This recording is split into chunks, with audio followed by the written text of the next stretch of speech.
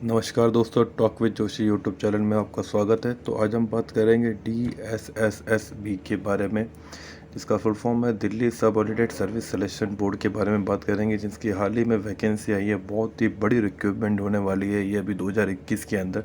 कि total vacancy जो है 7,236। तो ये बहुत ही बड़ी रिक्रूटमेंट होने वाली है। तो आइए इस नोटिफिकेशन के बारे में जानते हैं, कब इसके फॉर्म स्टार्ट होंगे और क्या लास्ट डेट रहेगी, क्या एलिजिबिलिटी क्राइटेरिया रहेगा इस पोस्ट के लिए। तो चलिए इस वीडियो को शुरू करते हैं।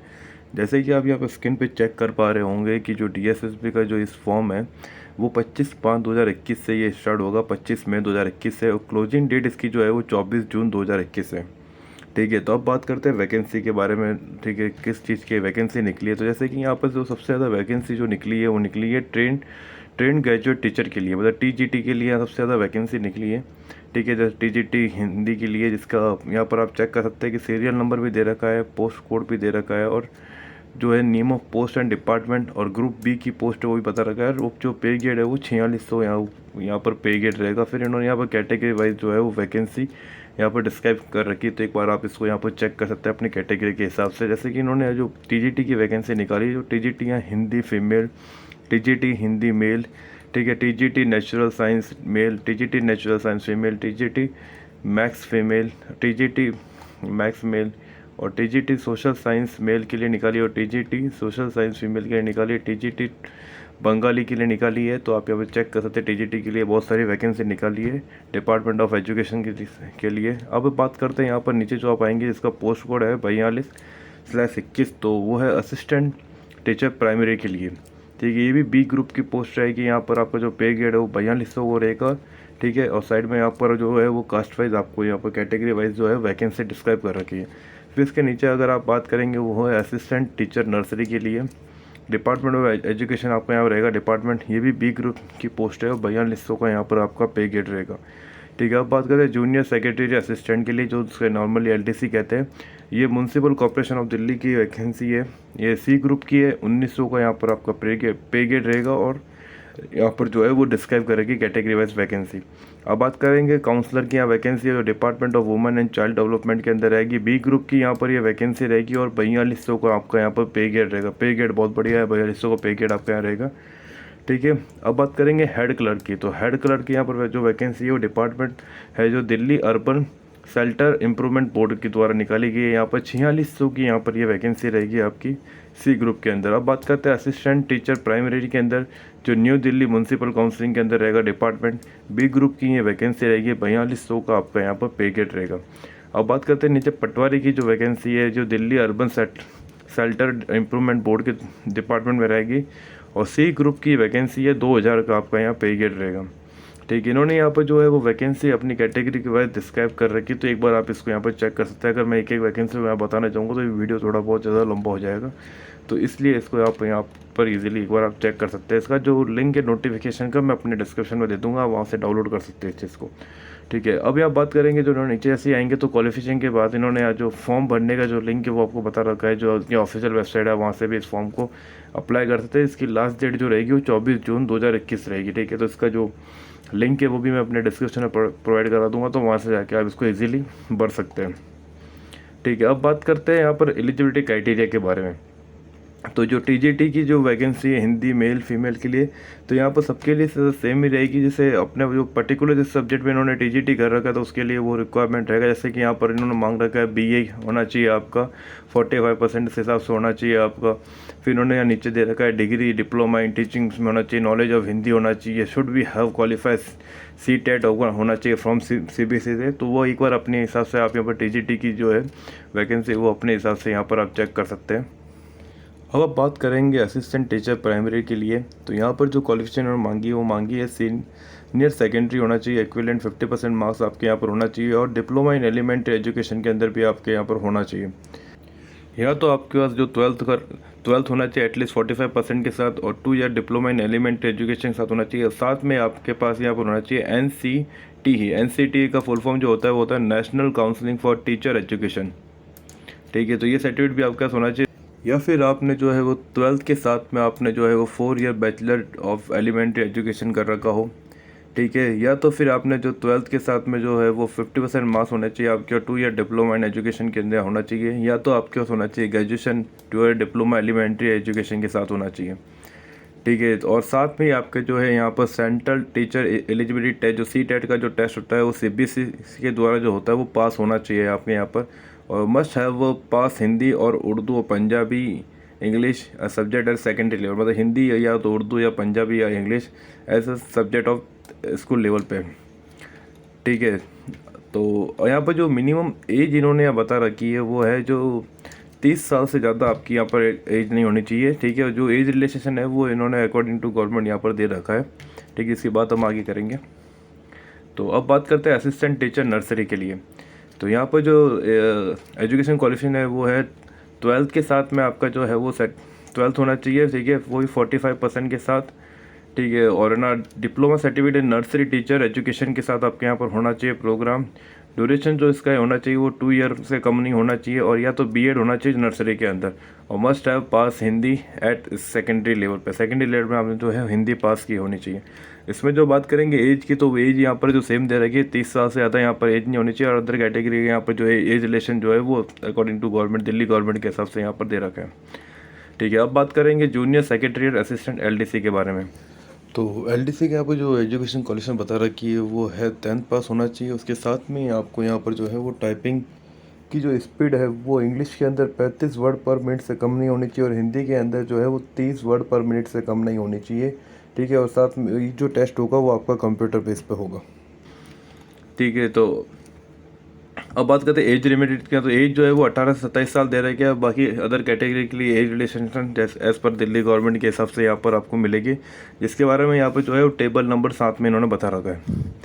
तो अब बात करते हैं काउंसलर की। तो काउंसलर के जो एजुकेशन क्वालिफिकेशन बता रहे थे, bachelor degree in psychology and applied psychology, post graduate diploma in counselling psychology के अंदर आपका होना चाहिए, और 1 ईयर का एक्सपीरियंस भी मांगा है आपसे यहाँ पर जो है with clinic psychologist organiser working in field of mental health या ड्रग डी एडिक्शन सेंटर पे, या फिर एनी हॉस्पिटल वार्ड या क्लिनिक पे आपके पास होना चाहिए। या तो आपके पास यहाँ पर इन्होंने बता रखा है मास्टर डिग्री, या तो ये क्वालिफिकेशन होना चाहिए, या फिर ये होनी चाहिए master degree in psychologist counselling psychology या clinical psychology applied psychology from recognised university के साथ में।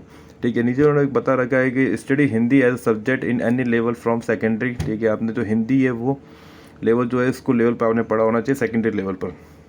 ठीक है। और डिस्क्राइब इन्होंने जो मांगा है डिज़ायरेबल के अंदर इन्होंने मांगा है वो है MPhil होना चाहिए इन क्लिनिक साइकोलॉजी के अंदर।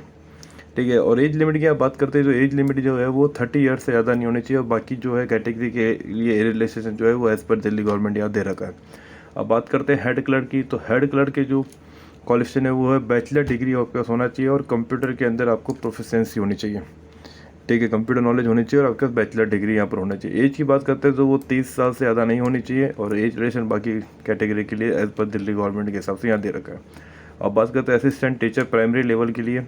तो यहाँ पर 12th पास विथ 50% मार्क्स मांगा है, और जो SC एंड SC कैटेगरीज है उनको यहाँ पर जो है 5% का रिलेक्सेशन दिया जाएगा।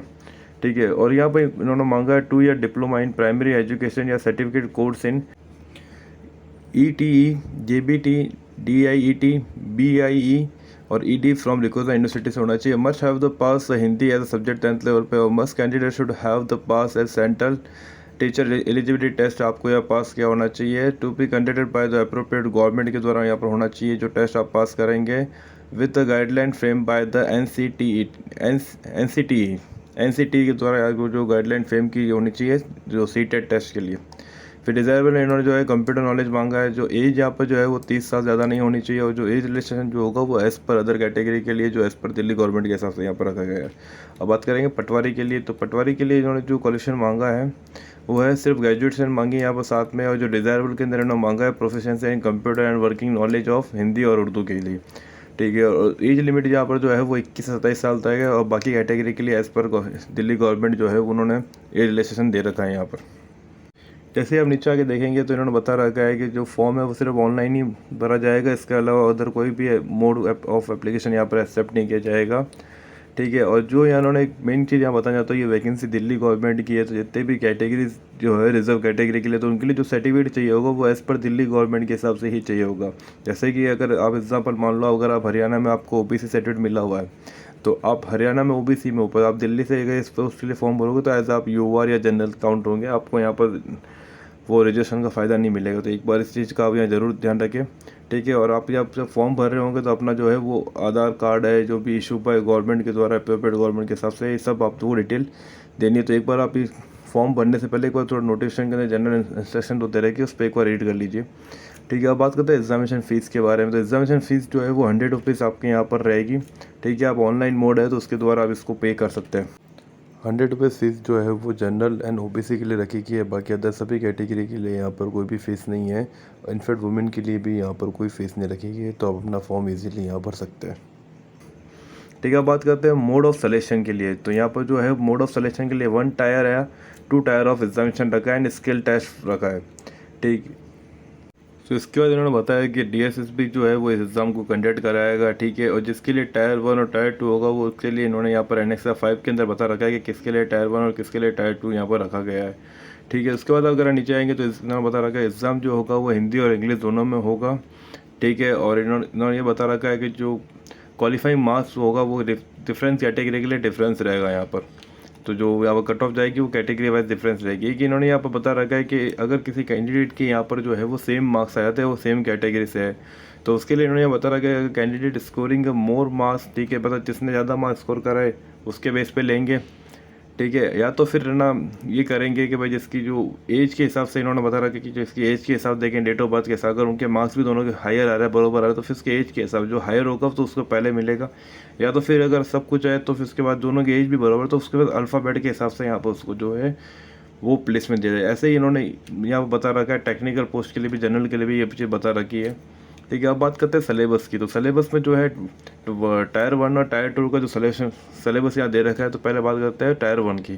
तो इसके अंदर आपके यहाँ पर जो है 5 सब्जेक्ट होंगे। पहला है जनरल अवेयरनेस के क्वेश्चन यहाँ पर आएंगे, फिर दूसरा है जनरल इंटेलिजेंस एंड रीजनिंग से क्वेश्चन आएंगे, तीसरा जो है arithmetical and numerical abilities question आएंगे, चौथा जो है हिंदी लैंग्वेज एंड कॉम्प्रिहेंशन से क्वेश्चन आएंगे, पाँचवा जो है वो इंग्लिश लैंग्वेज एंड कॉम्प्रिहेंशन आपके यहाँ पर क्वेश्चन आएंगे।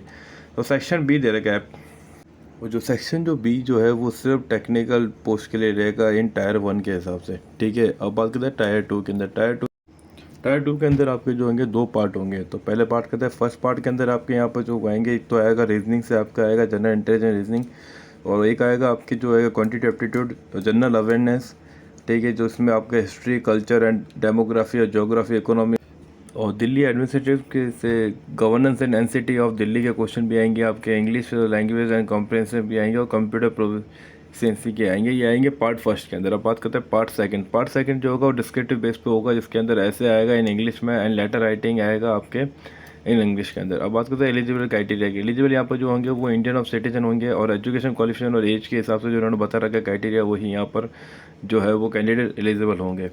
तो अब बात करते हैं रिजर्वेशन की। रिजर्वेशन की इन्होंने यहाँ पर बात कर रखी है, जैसे इन्होंने बता रखा है ST एंड SC के लिए 5 साल का यहाँ मिलेगा, OBC के लिए 3 साल का मिलेगा, PWD के लिए 10 साल का मिलेगा, PWD SC ST के लिए 15 साल का मिलेगा, PWD एंड OBC के लिए 13 साल से मिलेगा। तो एक बार आप इसको यहाँ पर चेक कर सकते हैं, ठीक है। फिर उन्होंने कुछ जनरल इंस्ट्रक्शन दे रखे, तो इसको एक बार आप यहाँ रीड कर लीजिएगा फॉर्म फिल करने से पहले, ठीक है। तो मेरे द्वारा यहाँ पर जो है वो इस नोटिफिकेशन के बारे में आपको पूरी जानकारी दे रखी है, ठीक है। अगर आपको कोई भी क्वेरी हो इस नोटिफिकेशन से रिलेटेड तो एक बार आप हमें कमेंट सेक्शन में पूछ सकते हैं, तो उसका ज़रूर रिप्लाई करेंगे, ठीक है। तो इसके फॉर्म स्टार्ट हो चुके हैं, तो आप इसका फॉर्म यहाँ पर भर दीजिए, ठीक है। बहुत बड़ी रिक्वायरमेंट है अपनी क्वालिफिकेशन के हिसाब से। अगर आप यहाँ एलिजिबल है तो आप इस फॉर्म को ज़रूर भरें, बहुत अच्छी अपॉर्चुनिटी है ये।